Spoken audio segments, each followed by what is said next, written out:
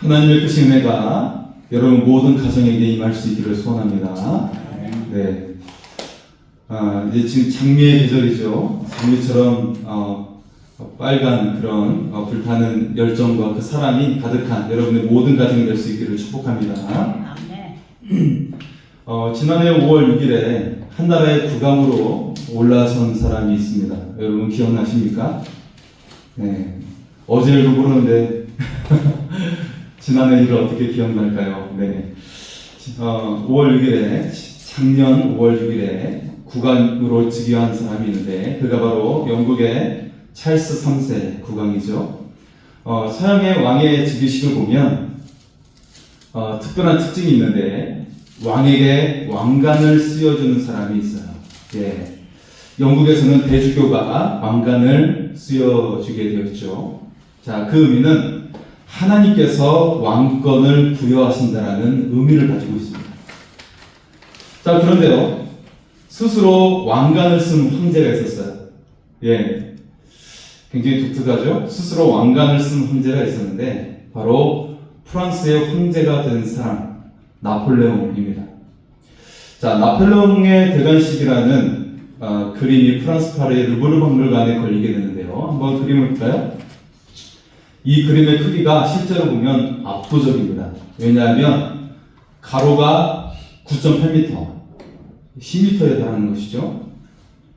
세로 높이가 6.2m예요. 예, 하나의 그림이 건물 3층 높이입니다. 예, 굉장하죠. 네, 화가는 소크라테스의 죽음을 그린 그 유명한 작품을 남긴 자크 루이 다비드란 화가가 그림을 그렸는데, 다비드는 나폴레옹에게 직접 그림을 부탁받았어요. 그리고 이 그림을 그릴 때 이게 초사실적인 이제 그림이긴 하지만 사실은 철저한 계산 속에 그려진 그림입니다. 이 그림의 특징은 모든 사람이 어디를 바라보고 있어요? 왕관을 바라보고 있죠. 그리고 매우 이상한 점은 분명 이 그림의 제목이 나폴레옹의 대관식인데 나폴레옹이 왕관을 받는 것이 아니라 누군가에게 왕관을 주고 있는 모습이에요. 나폴레옹이 다른 사람에게 왕관을 주고 있는 모습이죠. 사실 저는 어린 시절에 나폴레옹을 굉장히 좋아했었는데 이 그림이 이해가 되지 않았어요.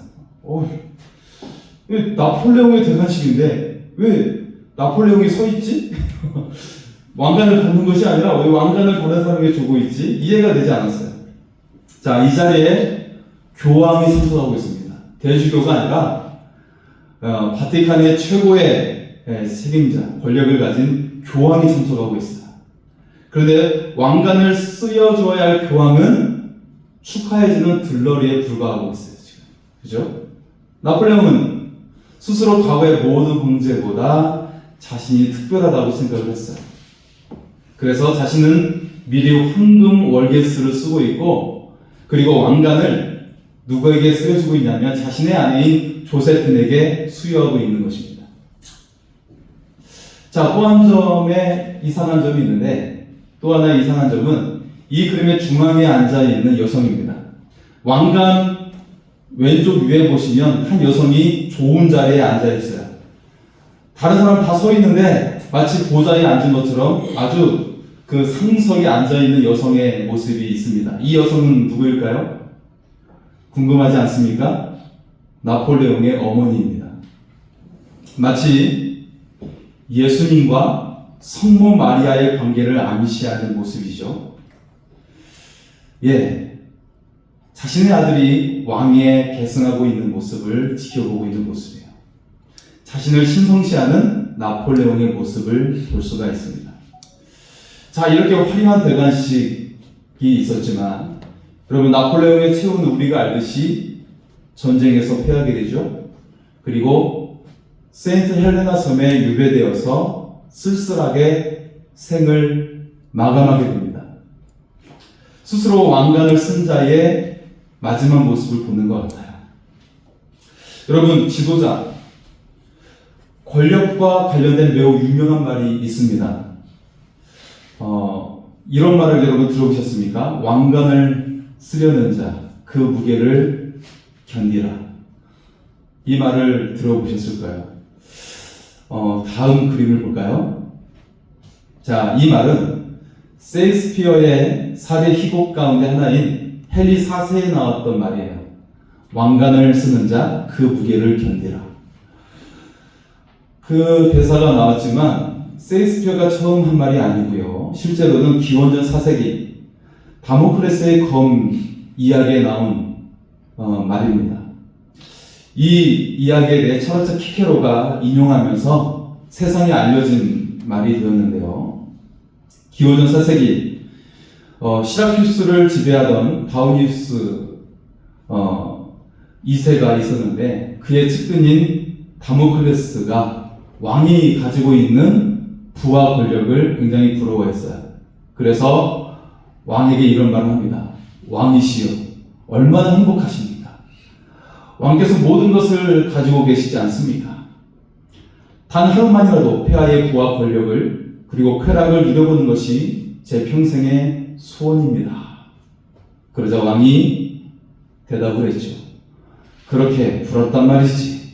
알겠네. 내일은 그대가 왕일세. 자네 뜻대로 해보게나. 네. 다음날 다모클레스는 그의 소원대로 왕의 자리를 체험할 기회를 가집니다. 지금 보좌에 앉아있는 사람이 바로 왕의 바로 2세 그의 바로 다모클레스가 지금 그 보좌에 앉아서 왕의 자리를 체험하고 있는 모습이죠. 자, 향기로운 술 그리고 아름다운 여인들에 둘러싸여 있고 흥겨운 음악이 연주되고 있어요. 자, 오늘만큼은 자신이 이 세상에서 가장 행복한 사람이라고 생각을 하고 있는 모습이죠. 그러나 좀 그는 우연히 천장을 바라보고 깜짝 놀랍니다. 천장에 뭐가 달려있어요? 날카로운 칼날이 한 가닥의 말총에 아슬아슬하게 매달려서 그의 머리를 향하고 있는 거예요. 여러분, 칼의 모습이 보여지고 있습니까? 그의 표정이 갑자기 잿빛이 되고 말았어요. 더 이상 술도 음식도 맛이 없었어요. 음악도 즐겁지가 않는 거예요. 다모클레스는 왕에게 불안하게 매달린 천장의 칼에 대해서 물어보았어요. 왜 이 칼날이 내 머리를 향하고 있습니까? 왕이 이렇게 대답을 하는 것이죠. 그게 뭐가 그리 대수로운가? 나는 매 순간 언제 죽을지 모른다는 두려움 속에 산다네.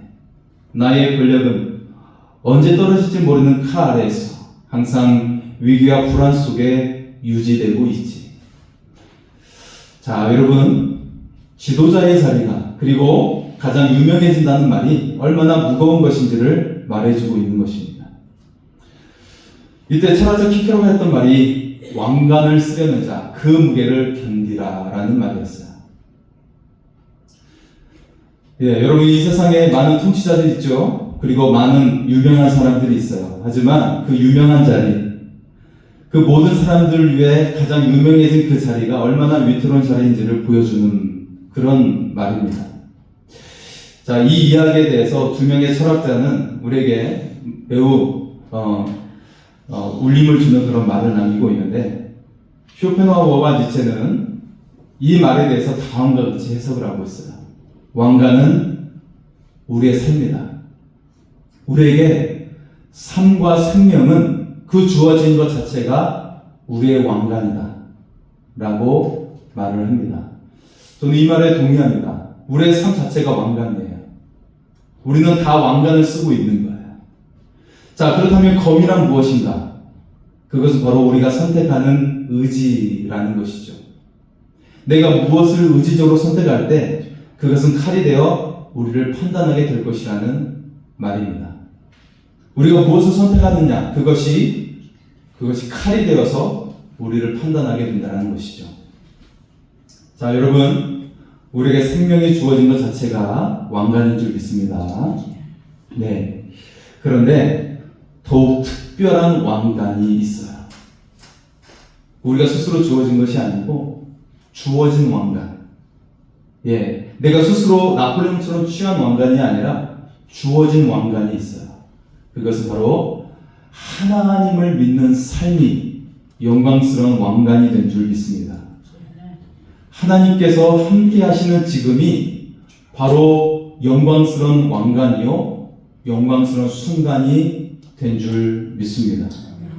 하나님께서 함께 하시는 모든 순간이 바로 영광스러운 순간이 된 줄 믿습니다. 오늘 말씀은 메시아를 통한 구원과 회복에 대한 말씀이에요. 사실은 이사야서야 전반의 모든 말씀은 이스라엘의 멸망에 대한 말씀이거든요. 하지만 그 후반부에 있는 총 39장에 이르는 모든 말씀은 이스라엘의 회복에 대한 말씀으로 가득 차 있습니다. 근데 그 말씀의 절정이 바로 62장에 나와요. 우리가 방금 읽은 말씀이에요. 모든 말씀에 이스라엘 회복에 대한 절정의 가장 최고의 절정의 말씀이 바로 이 우리가 읽은 62장 1절에서 5절의 말씀이에요. 이 말씀이 모든 회복의 최고의 절정의 말씀이 응집되어 있는, 결집되어 있는 말씀입니다. 자, 우리를 회복하시고 구원하시는 데 멈추지 않고 더 나아가 우리를 가장 영광스럽게 만들어 주신다고 하십니다. 얼마나 영광스럽게 하시는지 우리의 상상을 초월해서 하나님께서 그 일을 행하십니다. 이루십니다. 우리를 하나님의 손에 왕관이 되게 하신다는 거예요. 우리를 향한 최고의 표현이에요. 오늘 말씀 특히 구원받은 가정에 대해 적용하면서 같이 나누고자 합니다. 하나님을 섬기는 가정은 하나님의 손에 들린 왕관이 됨을 믿습니다. 왕관의 무게를 하나님을 믿는 그 믿음으로 감당합니다. 그러면서 그 영광이 그대로 나타나게 되는 것입니다. 그 무게를 감당하는 것은 하나님을 믿는 믿음에 있고 하나님의 영광이 그 가정을 빛나게 만들어 주신 줄 믿습니다. 우리가 지난해에 양화진 선교사님의 묘역에 갔었어요. 근데 그 중에 정말 다 그 선교사님들이 다 빛나는 그런 무덤이었고 그 가운데 일가족이 딱 그 묘역이 조성되어 있는 곳이 있었죠. 많이 있었지만 그 가운데 우리의 눈에 들어온 묘역이 있는데 바로 언더우드 선교사님의 묘역이었어요. 큰 감동을 받았어요. 1대, 2대, 3대, 4대에 이르기까지 이 한국을 사랑해서 복음을 증거하고 사회에 영향력을 행사하면서 살았던 그 모든 삶, 정말 하나님 나라에 들리는 왕관 같은 가정을 보게 되었습니다. 여러분, 하나님을 우리가 온전히 섬김으로 왕관을 쓴 가정이 다 될 수 있기를 소원합니다. 우리 옆 사람이 한번 인사 나눌까요? 왕관을 쓴 가정이 됩시다. 오늘 하나님의 영광이 여러분의 가정에게 충만하게 임할 수 있기를 소원합니다. 하나님의 왕관이 되는 존귀한 가정이 될 수 있기를 축복합니다. 자, 오늘 말씀 크게 두 가지의 말씀을 나누는데 첫 번째는 구원의 가정은 왕관을 쓴 가정이라는 것입니다. 자, 구원받은 가정에 영광이 있어요. 그것은 하나님께서 직접 왕관을 쓰여주는 가정이 된다는 것입니다. 자, 먼저 구원의 감격을 가진 가정이에요. 1절의 말씀을 볼까요? 나는 시온의 의가 빛같이, 말씀을 보겠습니다. 나는 시온의 의가 빛같이 예루살렘의 구원이 횃불같이 나타나도록 시온을 위하여 잠잠하지 아니하며 예루살렘을 위하여 쉬지 아니할 것인지. 자, 이 말씀에 나는이라는 표현된 대상이 어떤 의지를 가지고 있는 것을 볼 수가 있어요. 매우 적극적이고 강렬한 의지를 가지고 계시는데 자, 곧 나는 시온의 의가 빛나고 예루살렘이 횃불처럼 나타날 때까지 잠잠하거나 쉬지 않겠다라는 거야. 자, 이 시온이 빛나고 횃불처럼 나타날 때까지 라고 말씀하고 있는데, 여기에서 시온은 누구일까요? 바로 예루살렘과 이스라엘이죠. 오늘날은 교회와 모든 믿는 사람이며 모든 믿음의 가정을 말하고 있는 것입니다. 그렇다면 이 본문 속에서 이 시온에게 영광을 반드시 줄 나는 을 가리키는 대상은 누구일까요? 바로 구원을 베푸실 메시아이신 예수님이십니다. 예수님은 그 백성이 황폐화되고 포로되었던 곳에서 회복하시고 구원을 베푸시기 위해서 오셨습니다. 실제로 이사야서의 그 예루살렘을 향해 이스라엘 향해 예언의 말씀이 선포되고 있지만, 이스라엘은 먼저 멸망하게 되고 그리고 나서 회복되어지는 역사가 오게 돼요. 먼저 멸망이 오게 되는 거예요. 아직 이스라엘은 멸망하지 않은 상태입니다. 멸망을 향해 가고 있는 상태예요. 멸망을 향해 가고 있지만 반드시 이 회복을 메시아이신 예수님께서 회복시켜 주시겠다라는 약속을 주시고 있는 거예요. 하지만 멸망이 오게 되는 거예요. 먼저 멸망이 오게 됩니다. 이것이 무엇을 의미하는 것이죠? 우리의 철저한 인간적인 마음이 없어져야 된다는, 인간적인 마음이 제거되어야 한다는 것을 말하고 있어요. 그리고 메시아에 의해서 완전히 새롭게 회복되어짐을 말씀하고 있는 것입니다. 예수님은 그 백성이 황폐화되고 포로된 곳에서 회복하여 주시고 구원을 베푸시기 위해서 오십니다. 예수님의 사랑과 하나님의 은혜가 우리를 멸망의 자리에서 영광의 자리로 옮겨주시는 줄 믿습니다. 하나님께서는 주의 가정을 상신한 대로 그리고 상심한 대로 내버려 두시는 분이 아니십니다. 다시 약속을 주시고 다시 일으켜 주시고 회복시켜 주십니다. 혹시 잘못하고 죄를 범했다 할지라도 그냥 버리시지 않습니다. 다시 기회를 주시고 회복하시고 세워주십니다. 우리를 죄 가운데서 회복하시고 제자리로 돌아오게 하시는 그 하나님께서 우리와 함께 하심을 기억할 수 있기를 소원합니다. 하나님의 말씀에 순종하면서 하나님과 함께 살아가는 모든 가정이 될 수 있기를 소원합니다. 자, 하나님의 왕관을 쓴 가정 두 번째는 하나님의 손에 들인 왕관 같은 가정이라는 것이죠. 네. 2절에서 5절의 말씀은 하나님의 회복에 대해서 구체적으로 확장되어 있는 그런 말씀을 우리에게 소개하고 있습니다. 3절의 말씀을 한번 볼까요? 3절입니다. 너는 또 여호와의 손에 아름다운 관, 내 하나님의 손에 왕관이 될 것이라. 아멘. 여러분, 가정이 기쁨을 누리고 또 속사람이 회복되고 이러던 것을 되찾게 하는 최고의 비결은 바로 영광을 얻는 것에 있어요. 그 가정에 상처가 나고 어려움을 당하고 고초를 당했어요. 네. 여러분, 모든 가정에는 다 사연이 있고 또 어려운 일들을 겪게 되는 것을 볼 수가 있습니다. 탈북한 가정들의 이야기를 들어보면 정말 그 탈북한 가정 속에 잡혀서 죽음을 당하기도 하고 또 중국에서 팔려나가서 다른 가정의 노예처럼 지내야 되는 그런 경우가 있는 것을 볼 수가 있어요. 그런 상처를 딛고 한국에 들어오면 여러분 어떤 말을 듣게 되는지 아십니까? 대한민국에 오신 것을 환영합니다.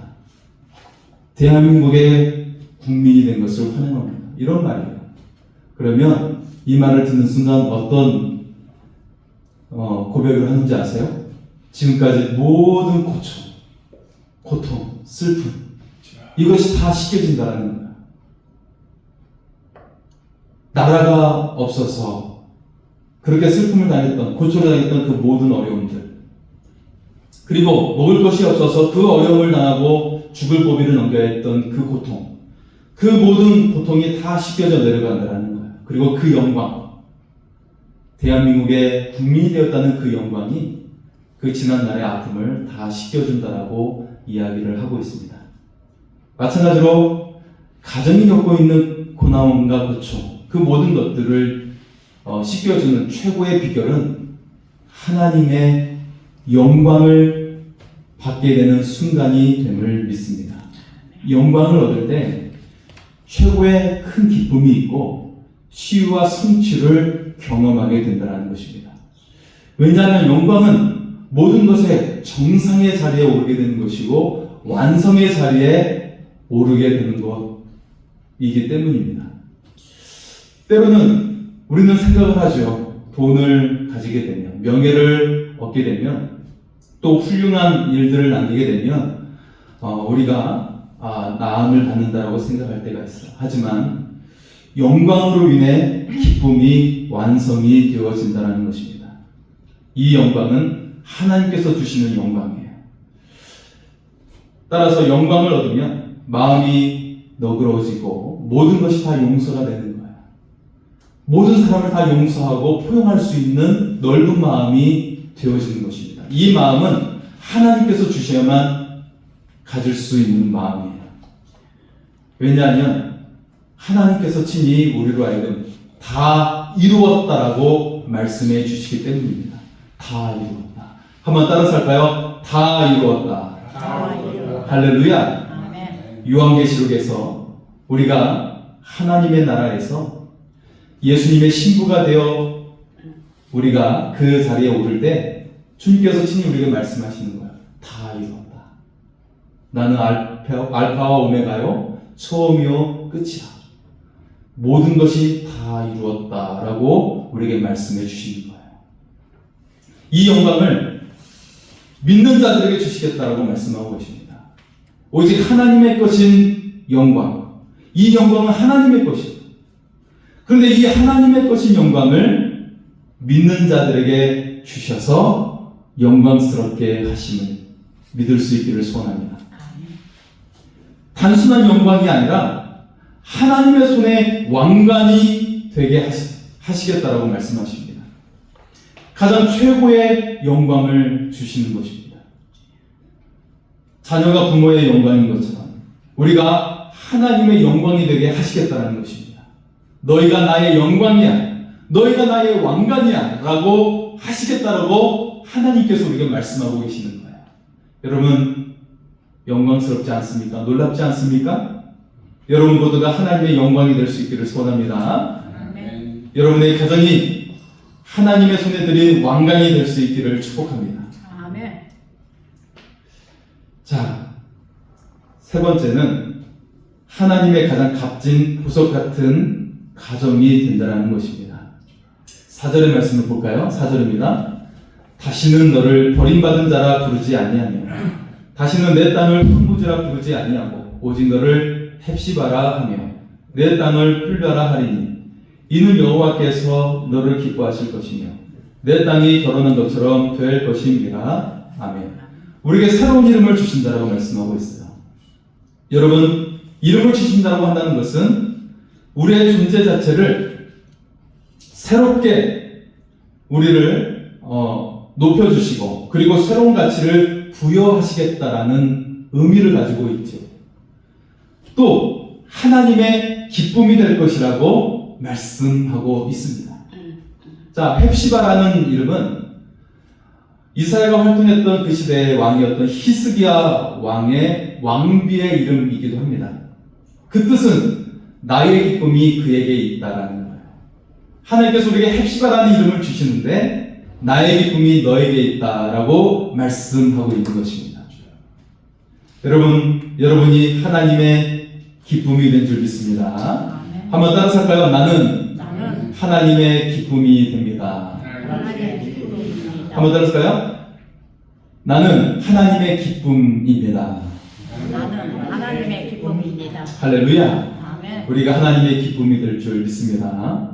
자, 뷸라는 결혼한 여자라는 뜻입니다. 이스라엘은 신랑의 기쁨이요 사랑스러운 신부가 된 것처럼 하나님의 사랑을 받고 하나님의 기쁨이 될 것이라고 말씀을 하고 있어요. 네, 여러분 4월과 5월에는 결혼식이 많이 있을 텐데 여러분 결혼식에서 신랑과 신부의 표정을 한번 보십시오. 기쁨이 가득 차서 어때요? 그 입이 귀에 걸린 걸 볼 수가 있어요. 우리 지난해 우리 재현이가 결혼식을 했는데 얼마나 행복해 보이는지, 그죠? 싱글벙글 하면서. 이처럼 결혼식을 맞이하는 신랑과 신부의 기쁨은 이루 형용할 수가 없는 거예요. 인생 일대에 있어서 최고의 기쁨을 갖게 되는 것이죠. 최고의 감격을 누리게 되는 거예요. 그날만큼은 내가 세상의 주인공이 되는 것이죠. 바로 하나님께서는 그 기쁨을 우리에게 주신다는 것입니다. 뷰라, 결혼한 여자라는 뜻으로 우리에게 최고의 기쁨을 주신다라고 말씀하고 있는 것입니다. 하나님께 믿음의 가정에게 주시려는 것은 영광이에요. 영광을 주시는 것입니다. 그 영광은 오직 하나님의 것임에도 그 영광을 우리에게 주시겠다라고 말씀하고 계십니다. 황무지같이 버려진 우리를 가치 있게 하시고 기뻐하십니다. 우리에게 새로운 이름을 주시고 새로운 가치 있는 존재로 우리를 높여 주시는 것입니다. 주님의 가정에 주께 받은 큰 약속이 있고 주님의 큰 복이 주어지게 됩니다. 그러기에 우리는 하나님께 감사하지 않을 수 없고 하나님을 사랑하지 않을 수 없는 것이죠. 사실 버려져도 무방한 쇳덩어리인 이스라엘 그리고 우리들이었어요.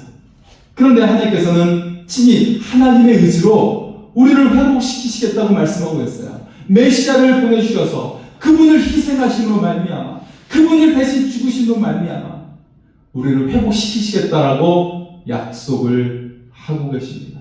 확실한 약속, 분명한 약속을 우리에게 주시고 있는 것입니다. 주님의 가정들을 끝까지 버리지 않으시고 그것도 모자라서 약속을 주시고 회복시켜 주십니다. 뿐만 아니라 영광도 받게 하셨습니다. 생각할수록 바라볼수록 주님의 은혜와 사랑이 높고 큼을 우리가 보게 되는 것입니다.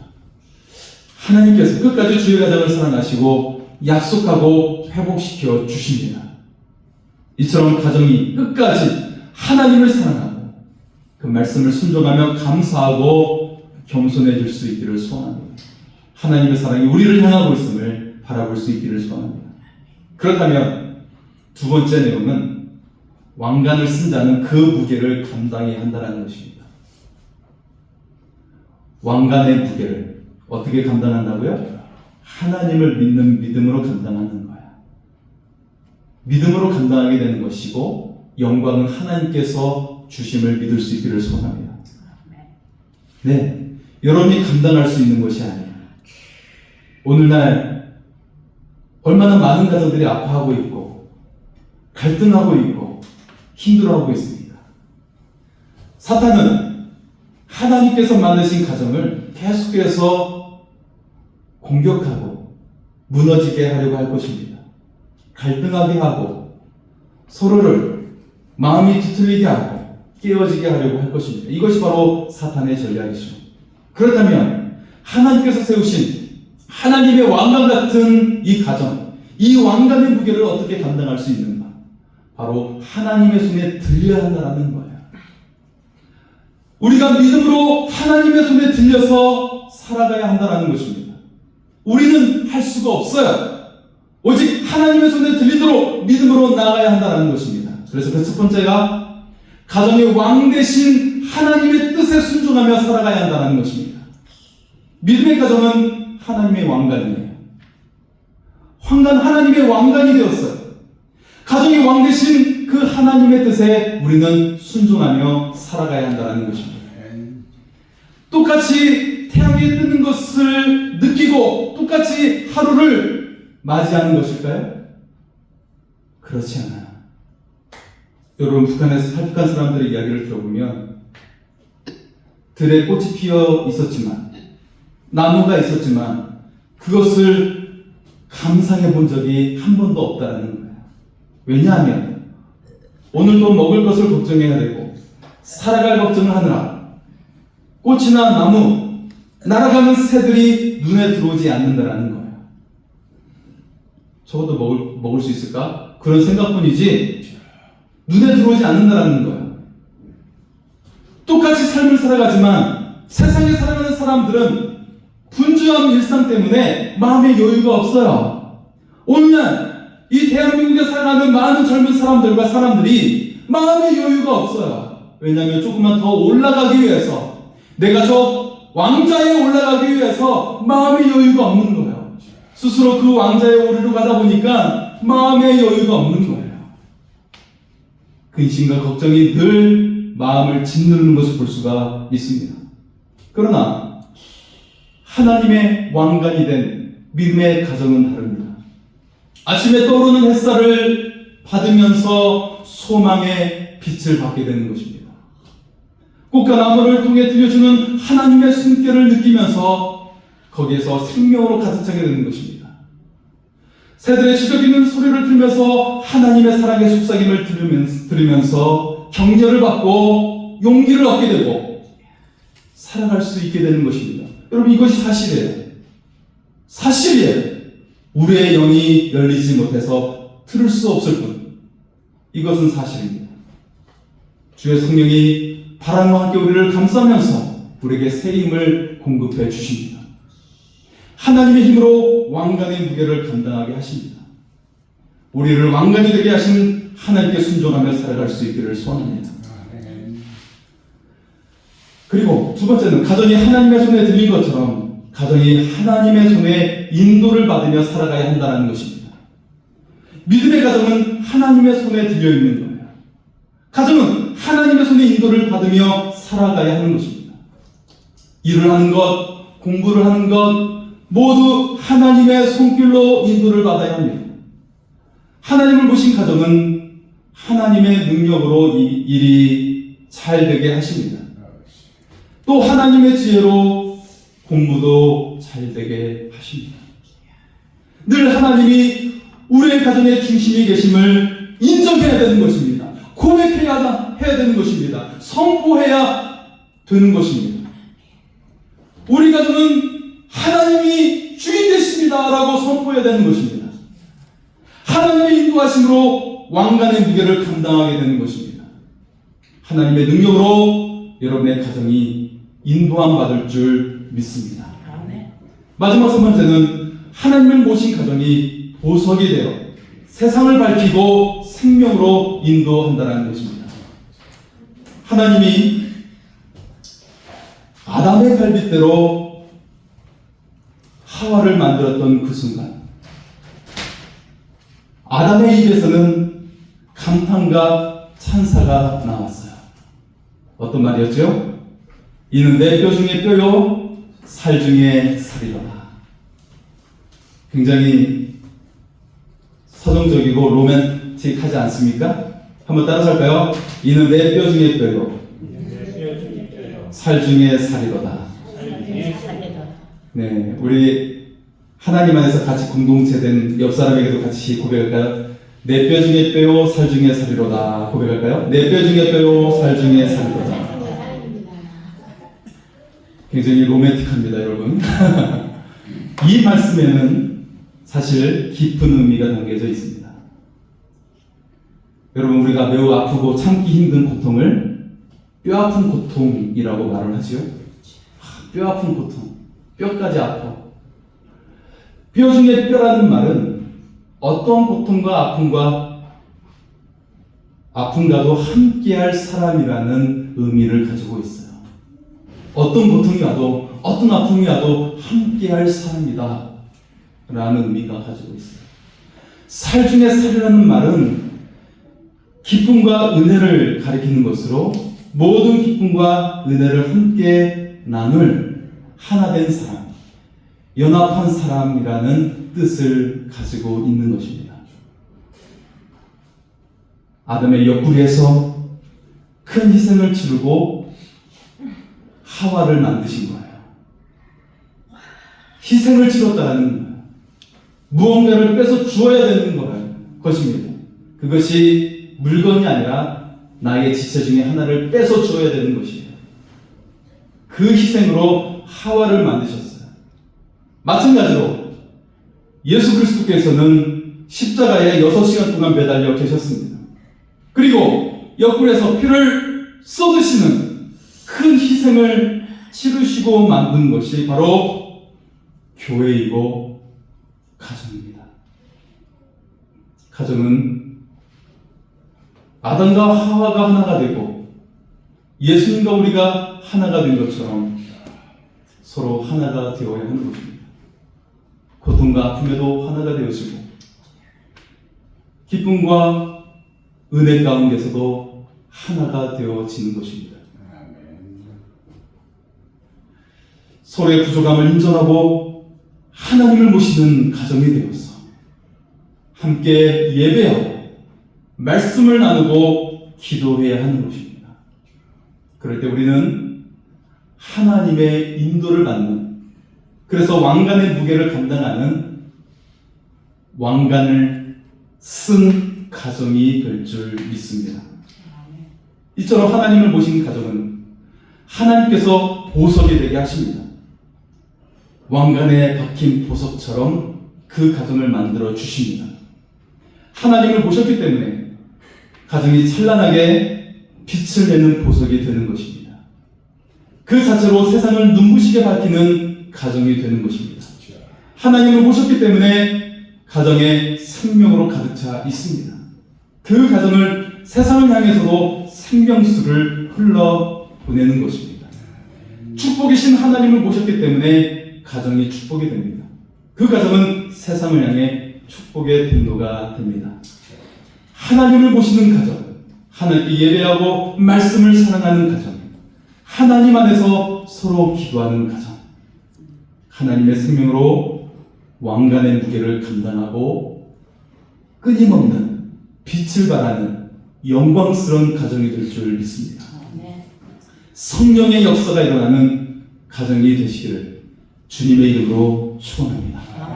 이 시간 찬양하며 나아가겠습니다.